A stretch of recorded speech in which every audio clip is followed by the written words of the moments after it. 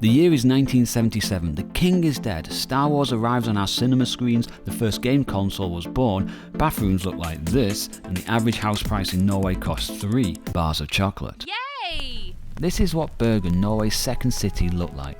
A simple time. No social media, no internet, no mobile phones, and no food safety or hygiene regulations. How long has that fish been sat there? But anyways, why are we here?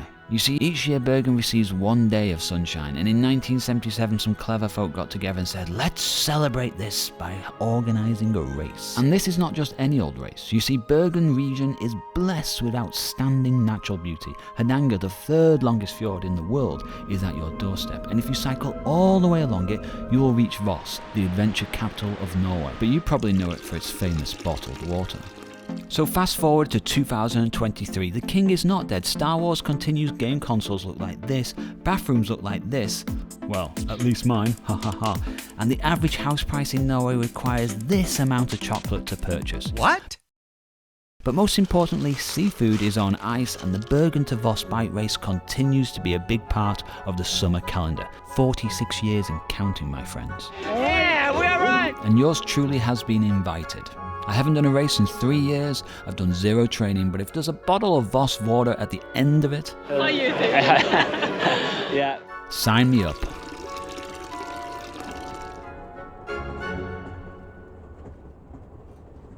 So what's the best way to get to Bergen? Fly to Oslo and take the scenic train. It's spectacular. And look at this station. It's so cute. It's a mini train station. The sun doesn't shine much in Bergen, but when it does, oh my, it is one of the most perfect places on the planet. It's like a fairy tale, surrounded by 7 mountains. It's clean, safe, organised, it's historic, the grass is green, and the girls are certainly pretty. Now the race is tomorrow and I only have time for 1 sightseeing activity. You won't find this on any of them top 10 attraction lists. It's out in the suburbs and only locals use it. It opened in spring 2023. So if you're in Bergen, this is the #1 tourist attraction in my books.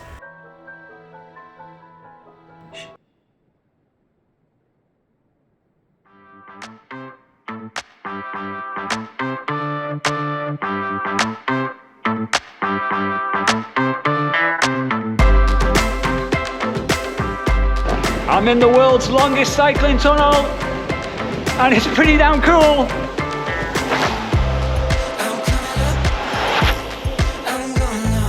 At 3 kilometers it goes straight through a mountain connecting a suburb with the city and radically reducing commuting time. It also has a running track, rest stops, artwork, a roundabout, and the coolest lighting display this side of Vegas. Why would you drive to work when this is your morning commute? Well, Bergen, I am impressed. I am so impressed. Well done indeed.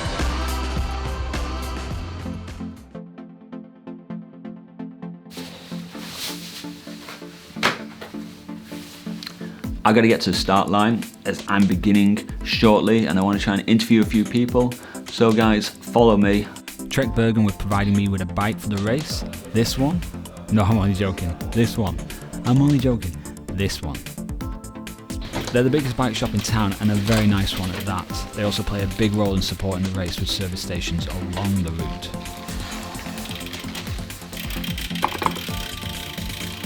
Don't try that at home, kids.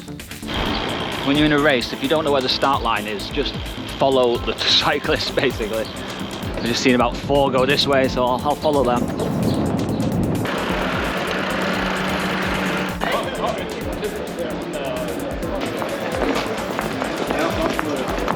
Have you done this before? Yes.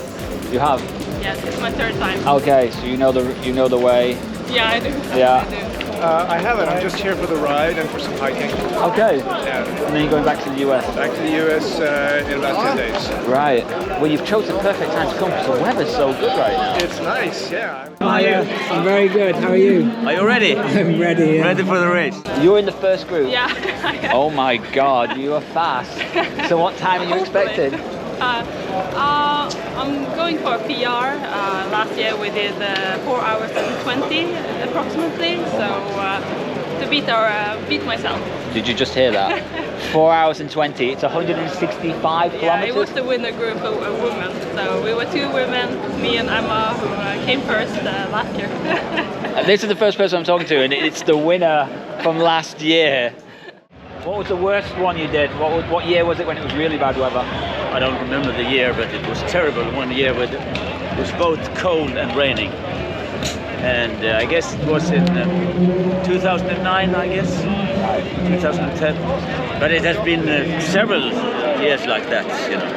But then again, you get to Voss, you get some beer, everything is perfect. 1,500 riders. It's one of the biggest cycling events in Norway.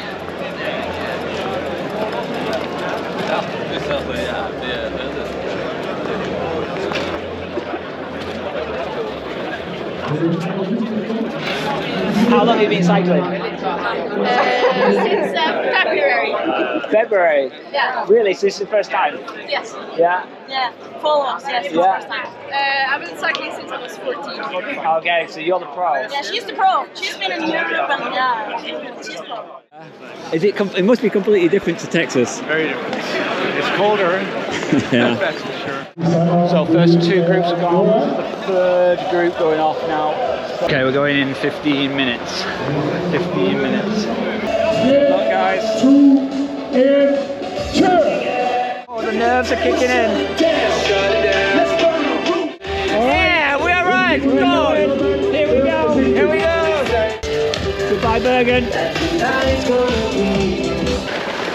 It's a bumpy start. It's a bumpy start. Okay, I have 3 objectives. Number 1, obviously complete the race. Number 2, drink some Voss water and live forever. And number 3, get over my Death Road 7 trauma. Let me explain more.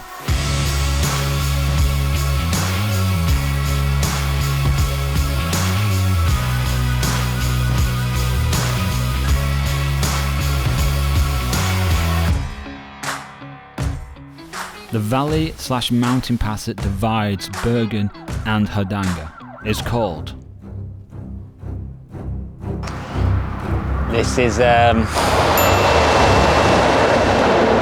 It's not officially called that. That's the name I've given it because I had a terrible experience on this road and I vowed I would never cycle it again. Until now. I'm reliving the experience, albeit in a race environment where it's extremely safe. Nevertheless, let me take you back 4 years. Welcome to my world. 11 tunnels, you've got to climb through each one of them. There was so much traffic, they were flying past me. This was the worst experience of my life on a bike.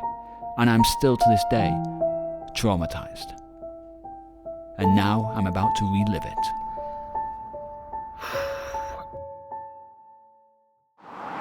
The good news is though, we're going the opposite way and it's a lot better to cycle it from Bergen coming down to Hardanger because you get to descend through them 11 tunnels. It was a breath of fresh air going the opposite way, but every tunnel I went through, I just kept on thinking, I cannot believe I cycled through these tunnels. But I think I got over my trauma. And I'm no longer afraid of Death Road 7. But I would never cycle up it again, forget that. Anyhow, we come off the mountain pass and we are greeted by this little beauty.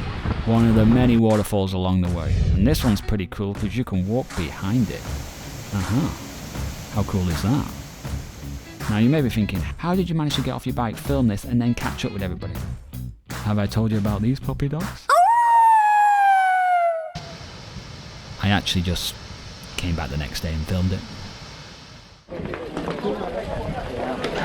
85 k's in, clock has stopped, so it just starts again when you begin from here. So at this point we reach this incredible fjord, the 3rd longest in the world, and it's pretty flat and easy to cycle along it, allowing you to have a nice comfortable pace. The problem Is focusing on cycling when you have this view all the time. I have to keep my eye on that wheel in front of me. But all I want to do is look around.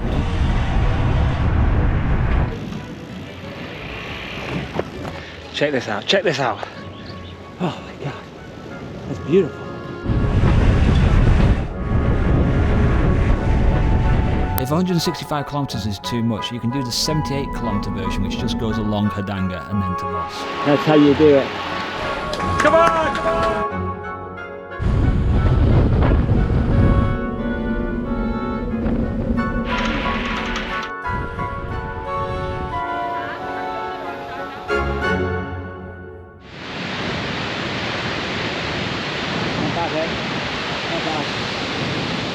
Last climb, I'm pretty exhausted now. 145 k's, I'm a little unfit.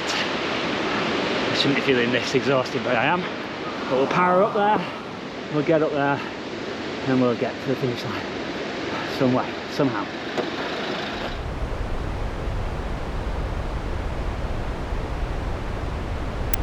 So at this point my legs are cramping up, which is very annoying, but it doesn't really matter. At the end of the day, you're only competing against yourself. Everyone who started the race, no matter if they finish or not, are winners, because they decided to get up that morning and challenge themselves. Life without challenge is an empty place to be. And I've forgotten how much fun a race environment is. You are surrounded by winners. 15 k's. Let's do this, come on. Power, power, power. The cramp didn't stop me from powering through to the finish line, and 2 of my objectives complete. All I need now is a bottle of that magic Voss water.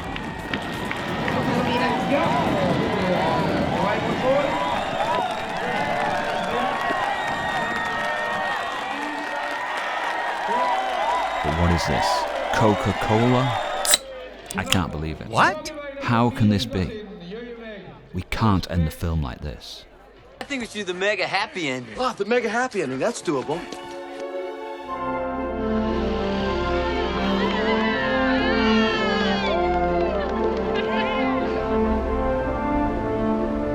"165 kilometers of pure beauty and wonder.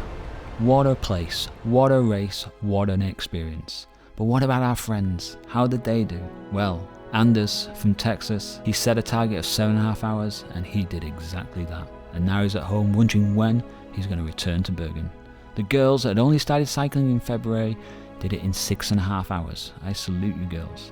Our friend Alden did it in 6 hours, and I think this is his 21st occasion doing this race. I salute you, sir. And then puppy dogs, 5.5 hours.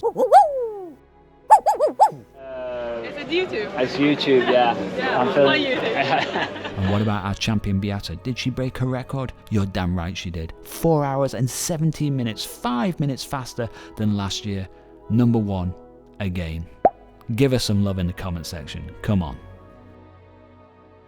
And we should know that these races don't just materialise out of thin air. There's huge amounts of work behind the scenes to make it happen. And each year it gets harder and harder with more red tape. This is Niels. He's been in charge of the race for many, many years, and like a Swiss clock, it ran perfectly. Thanks for all your work, and all the volunteers and the police and everybody who's involved. All I need to do now is go home and order some Voss water on Amazon. The only problem is, they don't deliver to Norway. Oh well.